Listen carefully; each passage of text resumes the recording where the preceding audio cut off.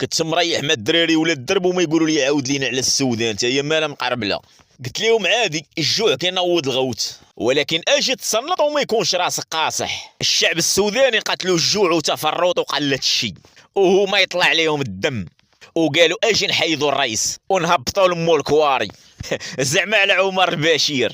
ولكن ما تنساش السودان تقريبا راه فيها 45 مليون نسمه، الصفيره وحده تغبر الحكومه، ولكن عمر البشير كان سابقهم في القباحه. علاش؟ حيت البلاد عندهم من نهار حطت الركيز واستقلت في 56 وهي نظام خاور ونقيلابات. رئيس تابع رئيس حتى جا هاد خونا شدها من 89 ما بقاش بغا يعتقها، واللي دوا ياكل الدواء. ولكن في 2002 هو يتخربق ليه الميزان، خرجت ليه واحد المصيبه من اقليم دارفور. وهاد دارفور كروه كبيره جات في الغرب ديال السودان، مجموعين فيها كاع القبائل كل واحد جاي من مرقد. اكبر القبائل جاو في هاد الكروه هي القبائل العربيه في الشمال وقبائل الافريقيه في الجنوب والغرب. هاد خوتنا قال لك حق احنا الافارقه محقورين في هاد البلاد ومقهورين والحكومه معرقه زميطه، وهما ينوضوا الصداع وبوكشالادق. وداروا جماعه في 2002 وسموها حركه تحرير دارفور، وتصنت التحرير زعما الحريه تعرض ما يتدخل فينا. خونا الرئيس هو يقول في خاطره تادو علاش كيقلبوا ناري. وفي 25 مارس 2003 صافي دخلوا في المعقول، ناضوا خوتنا ديال دارفور هجموا على العسكر ديال الرئيس، ما كاين عقتل واللي طاح يودي، او هي تنوض الحرب ما بين الحكومه ومساخط الوالدين.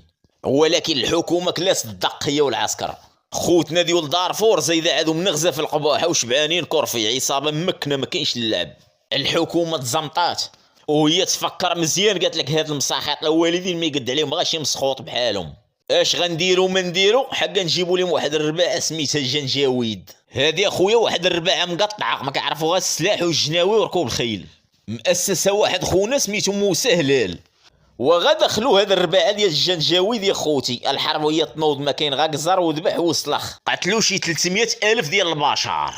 باك عمر البشير عاطيهم الاوامر، قال لهم قتلوا اي واحد غادي على رجليه، امراه راجل دري شيباني ما فيش يا مار حاميني. والكارثه الكبيره قالت لهم الحكومه اي وحده من الدريات عجباتكم ديالكم وهذاك هو خلاصكم، او ما يبانوا المكابيت ولا ما كاين غير فرز وجر والديهم كيتفرجوا. ومن يدخلوا الناس الكبار ديال حقوق الانسان قال لهم الرئيس انا ما عليا والو، هادو راه غير عصابه بيناتهم انا مالي، بحال قلتي قبيله مع قبيله، الرئيس ما عليه والو. هو راه هو اللي كيصرف على هاد الرباعه ديال الجنجاويد. ولكن شكون اللي طلع مريقل في هاد الفيلم وسميتو دارت بوم؟ هو هاد خونا المشنفر، هذا سميتو محمد حمدان داقلو، ومصغرين لي سميه وكيعيطوا لي حميدتي. شكون هو تاني هاد حميدتي؟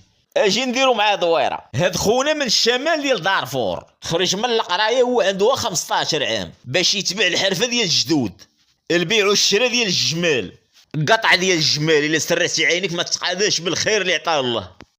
ولكن القطاطعيه مساخط والدين زفوا عليه على كاع دوك الجمال وداروا السرو، وهو يطلع ليه الدم وهو يمشي عند ولد عمو موسى هلال خونا اللي دوينا عليه قبيله.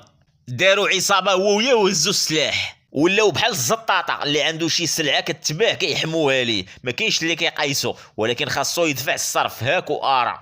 ولاو معروفين وطراساو الكروه البق ما يزهق، وهما يتسموا الجنجاويد. وهذاك الشيء اللي داروه في خوتنا ديال دارفور، خونا البشير عجبو الحال ولا كيضحك من سنانو. قال لي خونا حمدان اسمع خويا البشير، الا كنا عزازين عليك بصح وقف معايا ودير معايا المزيان. قال لي الرئيس اش بغيتي؟ قال لي بغيت نولي بوليسي. السيد باقي ما كملش حتى الخامس وباغي يولي جنرال. البشير ما باغيش يخسر ليه، هو يعلق ليه القرايد، ولات عنده رتبه ديال عميد. والسي الرئيس اش كدير؟ السيد راه ما قاريش. والبشير باز زاد كحله، قال لي رباعتك ديال الجنجاويد غادي يوليو هما الحراس ديال الحدود. صافي رسمهم ولاو منهم للدوله وتابعين المخابرات العسكريه الحربيه. صافي باك البشير دابا فما تولي شي مظاهره يطلقهم على الشعب بلا ما يحرك العسكر ديالو، خصوصا هاد المساخيط مولفين الجبال والكرفي والحرب ديال العصابات. ومني كثروا المظاهرات عاوتاني في السودان بسبب الفقر وقلة الشيء، النيفو ديال باك البشير بدا كيهبط للارض. وكل ما كيكثروا المظاهرات كل ما الرئيس كيحتاج الحمدان والرباعه ديالو. البشير النيفو ديالو كيهبط للارض وباك حمدان غادي طالع كيفوندي. في 2013 ولات عنده رتبه ديال اللواء، ولات عنده مجموعه ديالو خاصه سميتها الدعم السريع، بحال قلتي كرواتيا اللي كانت عندنا حنا شحال هادي. وهما يبداو يضربوا لهم طارق الناس الكبار ديال العسكر، او كيفاش خونا كان سارع غير الجمال ولاو كيتعلقوا ليه القرايد. وتا بربي لا داز ناض باك البشير قال لهم ايوا جمعوا راسكم الا خويا حمدان، هذاك راه هو اللي معول عليه الرجوله، وشد لك خوتنا ديال الدعم السريع ودارهم تحت رجليه.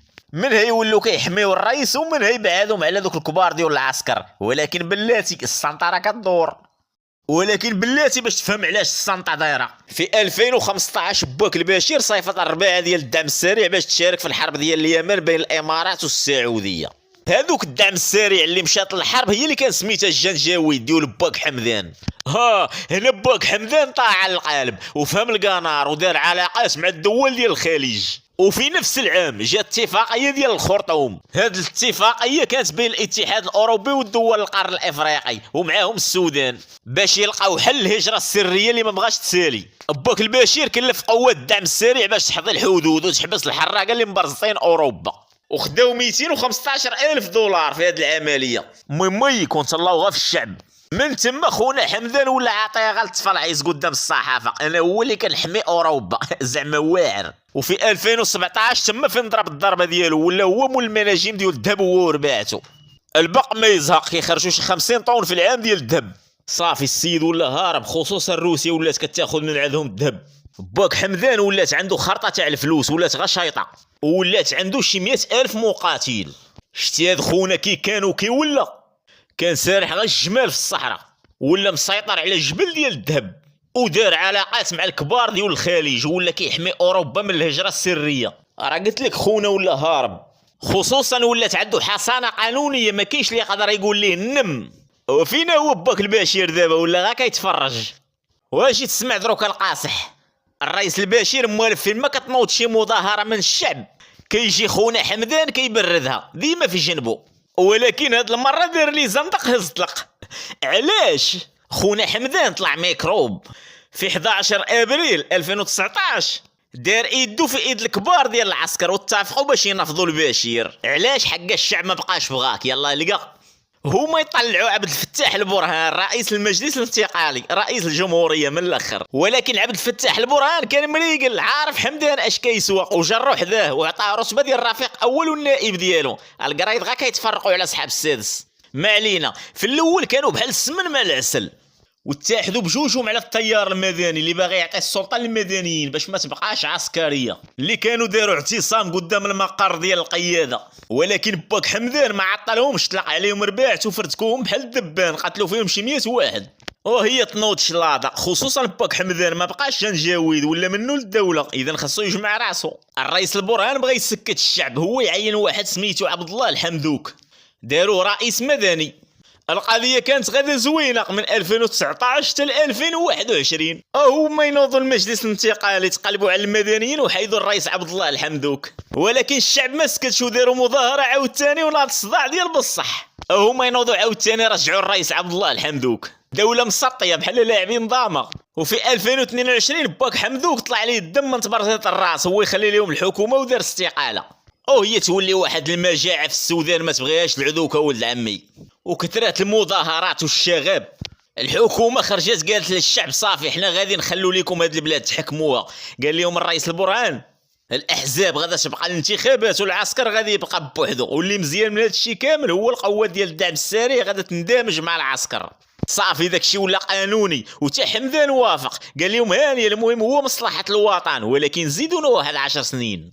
من تما وهي تنوض الحرب بين حمدان والرئيس البرهان. فين ما كيبغيو يسينيو الاتفاقيه ديال ادماج الدعم السريع في العسكر كينوض الصداع وكتاجل. وفي 15 ابريل 2023 مع 8:30 ديال الصباح قد ناضت حرب ديال بصح ما بين القوات الدعم السريع والعسكر. ناضت قيره في الخرطوم، شي كيقتل فيه شي والشعب مسكين ما عارف مع من غيولي. في المدار كيلقى الدق وكثرات الاغتصابات والدمايات في الشارع، ديما الشعب هو اللي واكل العصا مسكين. كاين اللي كيقول وصلوا ل 5100 حاله اغتصاب، هادشي كامل على قبول الكرسي.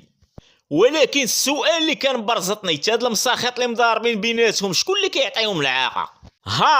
كاين اللي كيقول الامارات هي اللي كتدعم قوات الدعم السريع اللي فيها خونا حمدان، والرئيس البرهان كتمولوا السعوديه اللي فيها مكه والحج والناس كتعبد فيها الله. يعني امك السعوديه شاده غير ضد مع الامارات، ما كاين غير المساوس الله يستر.